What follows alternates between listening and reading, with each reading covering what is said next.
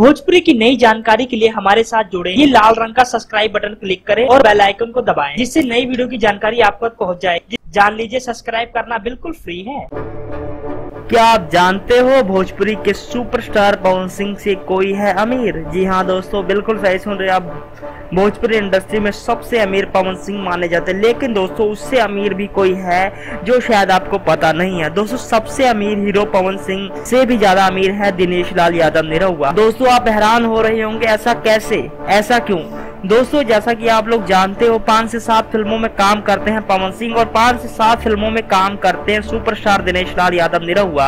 और दोस्तों खास बात यह है कि 5 में से कम 3 फिल्में सुपरस्टार दिनेश लाल यादव निरहुआ खुद के production company Nirahua musical world से बनाते हैं। तो दोस्तों बॉक्स ऑफिस कलेक्शन सारा ही निरहुआ के पास चला जाता है। दोस्तों अगर एक फिल्म में 1 करोड़ का बजट होता है और अगर 10 करोड़ कमाती है तो सारा पैसा ही दिनेश लाल यादव निरहुआ के पास चला जाता है। और दोस्तों कम से कम 2 से 3 फिल्में अपने प्रोडक्शन से बनाते हैं दिनेश लाल यादव निरहुआ जी एक साल में। तो दोस्तों सबसे ज्यादा अमीर हुए दिनेश लाल यादव निरहुआ। धन्यवाद।